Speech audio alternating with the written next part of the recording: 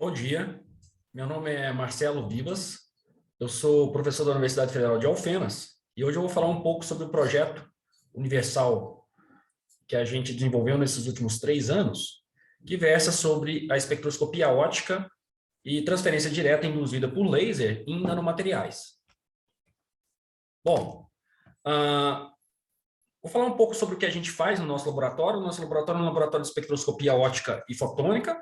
Ela fica na Universidade Federal de Alfenas, no campus de Poços de Caldas.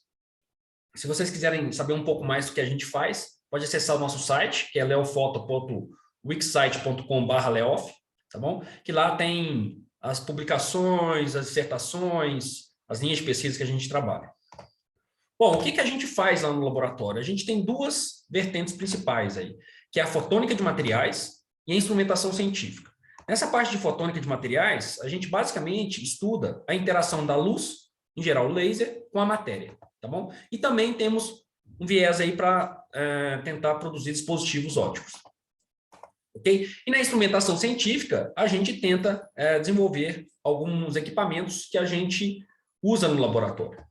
Então, eu vou falar um pouco sobre essas duas partes. Antes disso, eu gostaria de falar que a gente orienta tanto a nível de mestrado, na área da física, e também a nível de mestrado e doutorado na área de ciências materiais.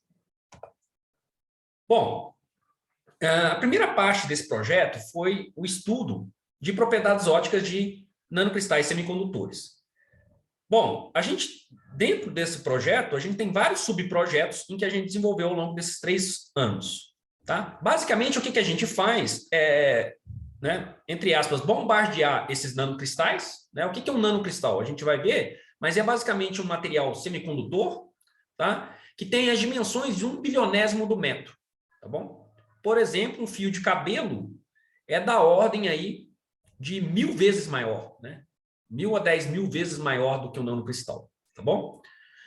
Bom, então a gente bombardeia esses materiais com a luz laser e observa, E o material, ele nos fornece a luz nos fornece algumas informações desses materiais, tá? A luz pode ser a luz transmitida, a luz absorvida, a luz espalhada, tá bom?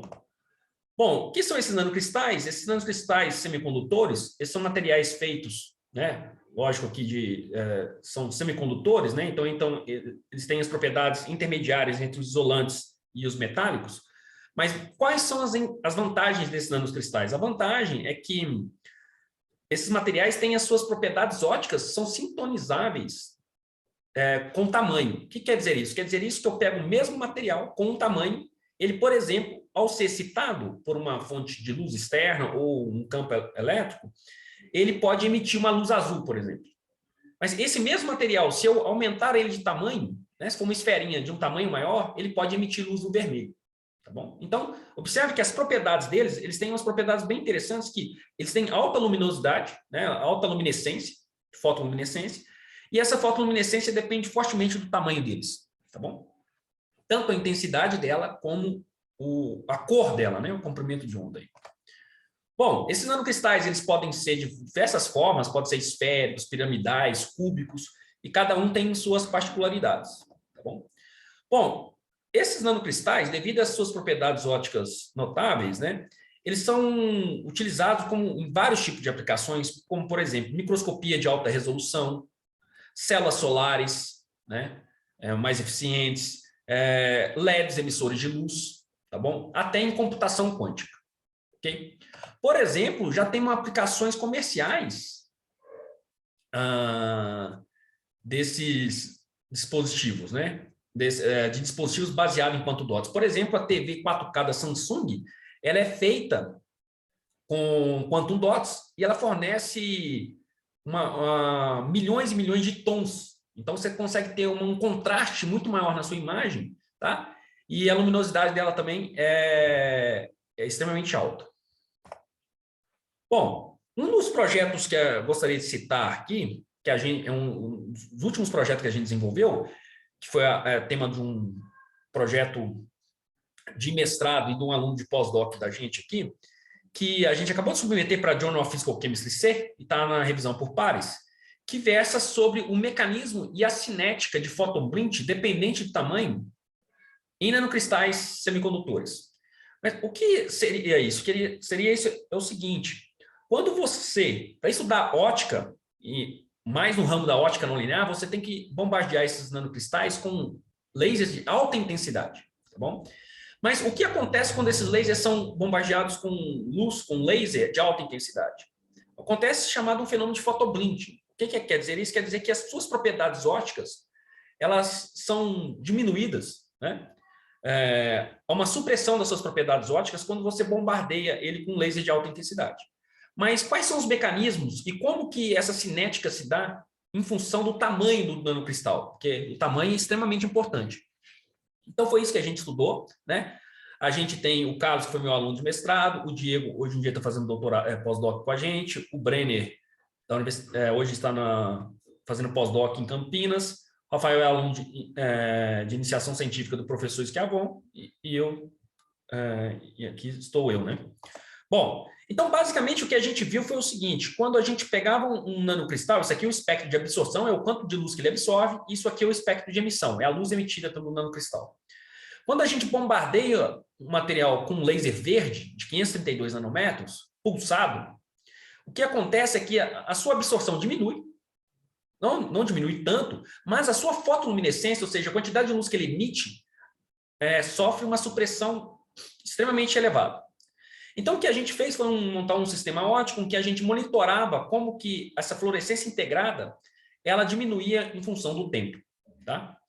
Bom, com isso, a gente viu que a cinética, a taxa da cinética desses materiais, existia uma taxa rápida e uma taxa lenta, mas ambas essas taxas dependem, elas escalam inversamente com o diâmetro do nanocristal.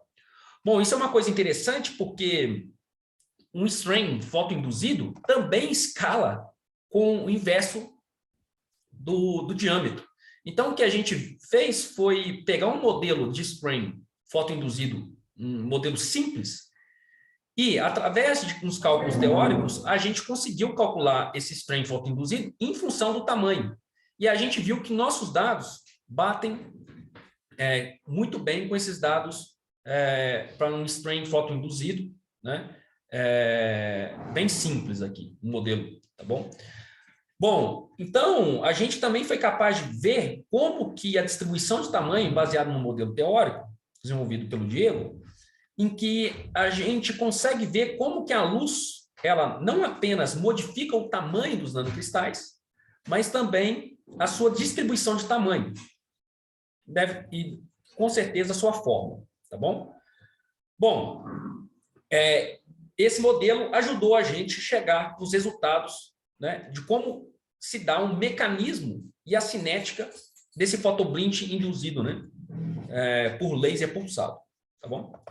Bom, uma outra parte desse projeto está associado com uma instrumentação científica. Então, no nosso laboratório, todos os nossos experimentos, eles são montados, o experimento é montado, então você vê aqui do lado, ó, como se fosse um legozinho em que você vai montando, tá bom? E além da montagem do experimento, a gente desenvolve tanto o software como o sistema de controle e automação, tá bom? Bom, então, a instrumentação científica é uma coisa boa porque nos permite, né, fazer vários experimentos que a gente não fica preso, por exemplo, numa caixa fechada aí, né? Então, a gente consegue fazer toda uma parte de controle e automação dos experimentos, né? A vantagem de ter instrumentação científica é que você não fica preso a uma caixa fechada, a um equipamento que só faz uma coisa. A gente pode ter vários equipamentos no mesmo laboratório, no mesmo espaço físico. E com um preço bem menor, né?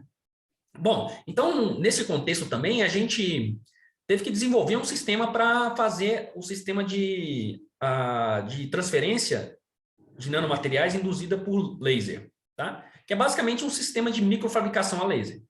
Bom, a gente não ganhou do CNPq os sistemas de controle, então a gente teve que... Os sistemas de controle de motores de passo, então a gente teve que fabricar um sistema de controle, e a gente publicou esse trabalho na revista.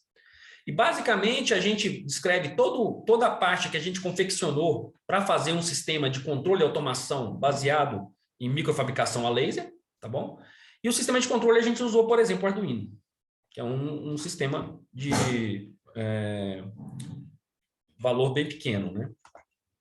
Bom, nesse sistema, a gente, por exemplo, para validar o nosso setup experimental, a gente microfabricou materiais poliméricos, tá bom? Contendo alguns corantes especiais. Então, a gente conseguiu fazer ranhuras, por exemplo, aqui, ó. Isso aqui é um material, ao ser bombardeado por uma luz laser, a gente conseguiu ranhuras da ordem de 1 micron de espessura, por exemplo. A gente consegue fazer, então, dispositivos que tenha dimensões micrométricas. A gente calculou como é que o sistema nosso se movimentava em termos de velocidade e de precisão da distância. E também a gente foi capaz de fazer microestruturas plasmônicas em filmes finos de ouro, né, para estudar, por exemplo, algumas das suas propriedades ópticas, que é um outro projeto que a gente tem desenvolvido. Tá bom? Bom, durante a vigência desse projeto, que foi de 2019 a 2022, a gente teve aí 10 artigos publicados em revistas internacionais. Esses artigos são que, de uma forma direta ou indiretamente, tiveram contribuição dessa verba proveniente desse projeto. Submetemos mais 2 artigos submetidos agora e a gente defendeu aí 5 dissertações de mestrado, tá bom?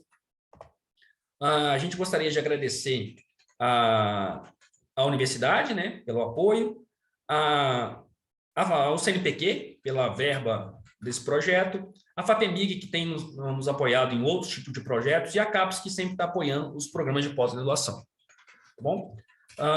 Muito obrigado.